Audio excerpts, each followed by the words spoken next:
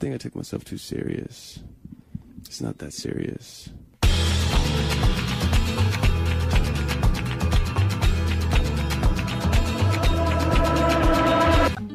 Ouve e perceberás.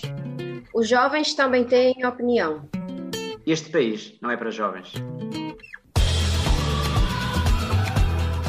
Bem-vindos a Este País Não É Para Jovens, um programa para tentar desmistificar a ideia de que os jovens não têm opinião. Esta semana com a opinião jovem de Amarante, numa semana em que temos a promessa do Sr. Presidente da República de que se acabaram os estados de emergência, no dia, hoje, 1º de maio, uma semana depois do 25 de Abril, portanto, uma semana que nos prometem a liberdade de movimentos para breve, nos lembram a liberdade de pensamento e de partilha de ideias, e numa semana de homenagem a todos os trabalhadores temos 2 feriados e ao fim de semana. Um feriado ao domingo e um feriado ao sábado, só pode ser brincadeira. Isto, no mínimo, é gozar com quem trabalha. Onde é que eu já ouvi isto? Ora bem, connosco estão o Carlos Miranda, o líder da JSD de Amarante, o Pedro Ribeiro, que é líder da JS, e a Sara Machado, a Big Boss da Juventude Popular de Amarante. Olá, Carlos, boa tarde. Na semana desta liberdade toda, o teu partido deu um exemplo de liberdade e democracia enorme. Então, há lá coisa mais democrática do que impor um processo disciplinar ao seu líder e ameaçá-lo com a expulsão? Que tal? Ora, muito boa tarde. De facto, o meu partido dá sempre primazia ao cumprimento das normas e às averiguações, mas certamente que este caso será resolvido sem grandes celeumas, estou convencido disso. Como deve ser. Muito bem, Pedro, boa tarde. O fim de semana passado foi muito querido para ti, aposto. Sei que és um amante da música de intervenção e, portanto, nesta altura é um fartote. Durante o ano a malta parece não gostar lá muito da música de intervenção, mas nesta altura até os cantores líricos parecem viciados em Zeca Afonso e Sérgio Godinho. Não te chateia tanto, nesta altura, as músicas de Abril?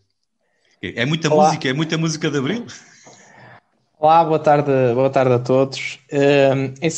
Já sabemos que durante este mês, e principalmente nesta altura do 25 de Abril, há sempre muita música de intervenção. Eu sou um amante por natureza, sabes disso, Zé Carlos, mas acho que nós devemos ouvir esta música ao longo de todo o ano, não deixar só para Abril e dar a sensação de que só se distribuem cravos e só se fala em liberdade nesta data. Temos que cumprir Abril ao longo dos anos.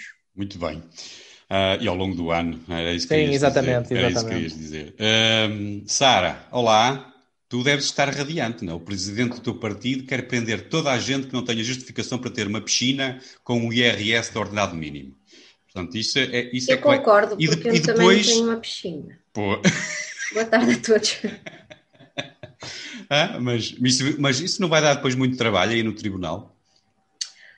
Isso vai dar um bocado de trabalho. É capaz que as pessoas não vão ficar contentes por causa do IRS e do IMI que vão pagar depois. Sim, mas eu também não importava nada ter uma piscina. Exatamente.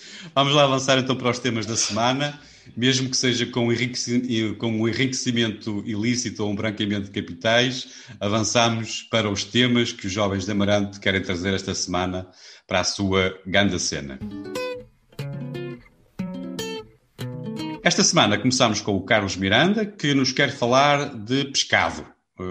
Ou percebi mal. Lula da Silva afirma que encontra semelhanças no seu processo judicial e o do Sócrates. Está comovido com o ex-presidente, está comovido e está com ele, não é? O ex-presidente do Brasil. Ou melhor, eu até queria saber se tu estás impressionado também com esta comoção do presidente do Brasil, que reafirmou estar solidário com o nosso ex-primeiro-ministro, ou achas que o Lula está a meter água? Assim, eu não sei se fico comovido, se rio, se choro, é um bocadinho um sentimento misto. Eu diria, em primeiro lugar, que não surpreende, digamos, esta aliança ou este comparativo que se quer fazer entre o caso José Sócrates e o caso Lula da Silva. E eu diria que eles tentam fazer um comparativo no sentido de dizer que são 2 processos políticos, ou seja, em que a justiça tentou interferir na política, ou seja, a justiça a querer fazer julgamentos políticos. Portanto, é esse o comparativo que quer Lula, quer José Sócrates, quer aqui neste caso a a Presidente do PT, do Partido dos Trabalhadores, faz, e eu não podia, como é evidente, estar em maior desacordo. Naturalmente que não conheço de forma tão profunda o processo de Lula no Brasil, como conhecerei aqui o processo de José Sócrates em Portugal, mas todos nós fomos ouvindo ao longo dos últimos anos várias questões também sobre o processo de Lula. Eu trouxe aqui a notícia, apesar dela é uma notícia desta semana, portanto, desta declaração da Presidente do Partido dos Trabalhadores, mas, como eu dizia no início, já tem, digamos, episódios anteriores.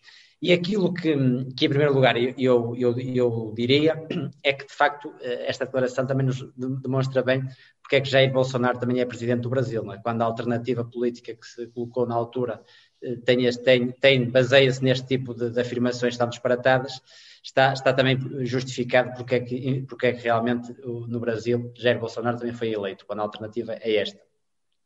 E, de facto, eu acho que, do ponto de vista brasileiro, é muito negativo que a alternativa política a Bolsonaro seja deste nível político. E é isso que nos preocupa cá. Fazendo a comparação com cá, não é preocupante quando se começam a termos estes termos de comparação assim? Como é que é possível compararmos uma coisa à outra? É assim, eu acho que é realmente absolutamente negativo. Eu estava a começar pela questão do negativo, porque a declaração parte do Brasil, não é? Neste caso, mas ia chegar lá a esse ponto, ou seja, o que é negativo para Portugal, ou seja, do meu ponto de vista, quer um caso, quer outros são casos judiciais, ou seja, tudo aquilo que nós sabemos de comportamentos, quer aqui falando diretamente, e já diretamente ao caso português, esquecendo o brasileiro, são comportamentos que são absolutamente inacreditáveis e que do ponto de vista daquilo que se exige a alguém que foi primeiro-ministro, quer enquanto exerceu o cargo, quer posteriormente, porque se exige alguém que assuma a responsabilidade de ser primeiro-ministro, quando deixa de ser primeiro-ministro, mantenha um conjunto de comportamentos do ponto de vista ético e de responsabilidade política, porque é um cargo que digamos que no dia em que se deixa de exercer esse cargo, continua-se a ter responsabilidades do ponto de vista até institucional e do ponto de vista, da imagem que tem que se ter e da credibilidade que tem que se inspirar junto do eleitorado e da opinião pública. Portanto, a partir daí está tudo dito. Portanto, a própria sentença, que não vou trazer aqui porque digamos, já tem há algumas semanas, portanto, acho que já foi muito discutida na sociedade portuguesa, mas a própria sentença, o próprio juiz Ivo Rosa, não é, nas alegações que preferiu, digamos, apesar disto ter sido considerado uma vitória para José Sócrates, não é vitória nenhuma, não é? Perante, digamos, aquilo que ele disse, não é? Porque o que ele disse, no fundo, é que tivemos um primeiro-ministro que, em exercício de funções, foi corrupto. Naturalmente que o Tribunal depois agora não vai pronunciar por esse crime, mas foi dito de forma clara, ou seja, que há uma prescrição, mas Sim, isso do ponto de vista, ele disse de forma clara, portanto, a partir do momento em que nos é dito que isso é uma vitória para José Sócrates, acho que nem há muitos comentários a fazer. Aquilo que eu, antes de passar aos meus colegas, gostaria aqui de dizer é o seguinte: o Partido Socialista, e bem, conseguiu, digamos, afastar-se quando o caso José Sócrates serviu. O próprio António Costa, enquanto líder do partido, conseguiu fazer aqui uma separação para que, de facto, o partido não fosse arrastado para a lama, no fundo, para toda esta situação em que José Sócrates realmente se envolveu. Mas há aqui um aspecto que eu considero importante, que é o seguinte: neste caso estamos a falar de alguém que foi primeiro-ministro pelo Partido Socialista, mas pode-se fazer uma transposição se fosse um primeiro-ministro de outro partido. E como é evidente, eu pertenço a um partido, o Pedro a outro, a Sara a outro, e nós não podemos ser responsabilizados por um comportamento que um determinado dirigente do nosso partido teve, como é evidente. Agora, eu acho que há um aspecto que é importante, que é, quando um determinado conjunto de pessoas está na linha da frente, ou seja, nós somos militantes de base e, pronto, somos dirigentes, neste caso, as juventudes partidárias dos nossos partidos, mas não fazemos parte de um governo, de uma direção nacional do partido, ou seja, como é evidente, não faz sentido nenhum fazer aqui qualquer tipo de responsabilidade. Agora, quem esteve no governo de José Sócrates, no núcleo duro, independentemente, eu não estou com isto a dizer que tem qualquer responsabilidade por comportamentos, digamos, criminosos que eventualmente José Sócrates tenha tido. Mas eu acho que do ponto de vista ético e político, que se exigiria, eu acho que era isso que fazia sentido, que essas pessoas que estiveram nessa linha da frente, nesse núcleo duro, se afastassem por uma questão ética e da própria. Costuma-se dizer que a mulher de seda não basta ser séria, é preciso parecer. Portanto, o que eu digo é que eu acho muito surpreendente como é que aqueles que estiveram na linha da frente no governo de José Sócrates hoje são aqueles que estão na linha da frente no governo de Portugal. Eu não percebo como é que essas pessoas se sentem, independentemente de não terem, como é evidente, nada está independente do ponto de vista judicial sobre elas. Eu não estou a falar agora da parte jurídica, estou a falar da parte política, até porque eu trouxe isto pela parte política, ou seja, por quererem dizer que este caso era político e não judicial. Como é que essas pessoas se mantêm hoje? O António Costa, primeiro-ministro de Portugal, era o número 2 de Sócrates no governo, depois até ser... Mas a culpa é do PS ou é dos portugueses?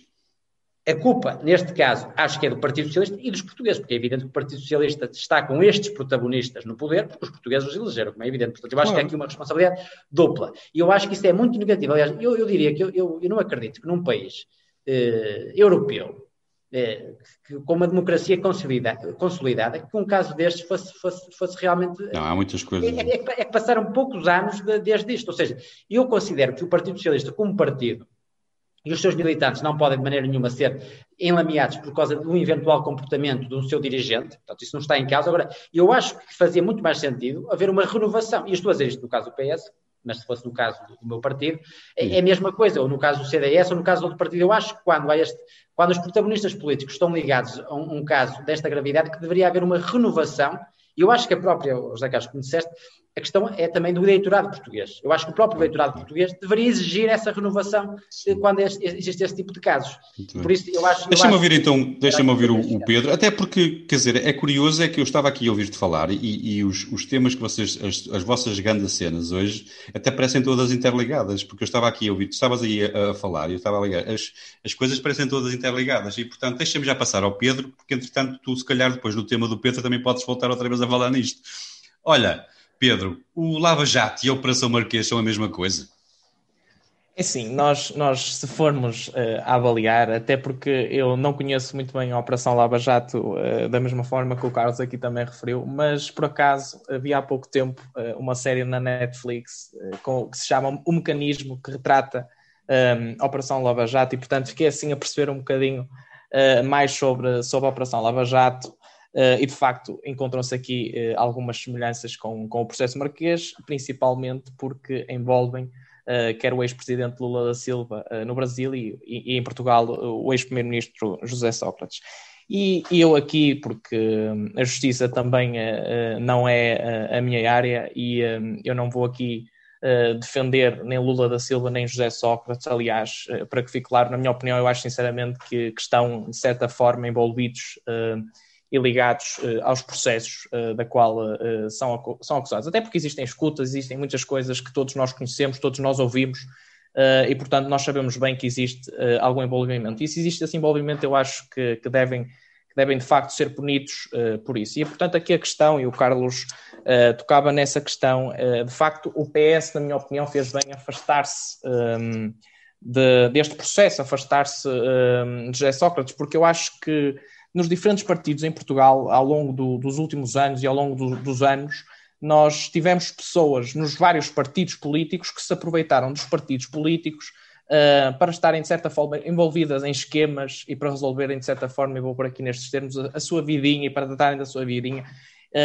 E não houve nunca nenhuma punição por isso. E nós, desde o PS ao PSD e a outros partidos, nós temos pessoas da qual eu não me orgulho, que passaram pelo PS, e certamente os meus colegas se calhar não se orgulham de pessoas que passaram pelos seus partidos. Nós vemos, por exemplo, outros casos como Duarte Limas, Isaltinos Moraes, e, portanto, isso envergonha-nos a nós enquanto jovens e líderes de estruturas jovens partidárias terem pessoas que se aproveitaram dos partidos e, portanto, não engrandecem aquilo que é o verdadeiro sentimento de um partido ou da criação do próprio partido. E mais do que nós falarmos e estarmos aqui a discutir estes processos, eu acho que aqui a justiça... estes processos mancham de certa forma a nossa justiça e mancham pela negativa e não mancham só a justiça, mancham a própria política portuguesa, porque fazem as pessoas revoltarem-se com o sistema. Eu lembro-me que aqui há uns tempos num debate que fizemos, a Sara até estava um pouco revoltada com esta situação do José Sócrates e nós falámos disso. Portanto, existe essa revolta por parte das pessoas, porque nós vemos que a justiça não funciona em inúmeros casos. Como é que alguém como um ex-primeiro-ministro ou como alguém que é acusado de outros crimes, como já dei aqui exemplos hoje de Isaltino Moraes e Duarte Lima, ainda vem falar ao público como se não tivesse acontecido nada e, portanto, isto deixa-me, de certa forma, insatisfeito e revoltado, porque há envolvimento e nós sabemos que há envolvimento, nós aqui sabemos é que a justiça, de facto, não funciona e, portanto, vêm com aquela sensação de que se safaram e que estão de certa forma livres, mas isto também para dizer que José Sócrates ainda não pode, e muita gente diz, já se safou, não se safou de nada, até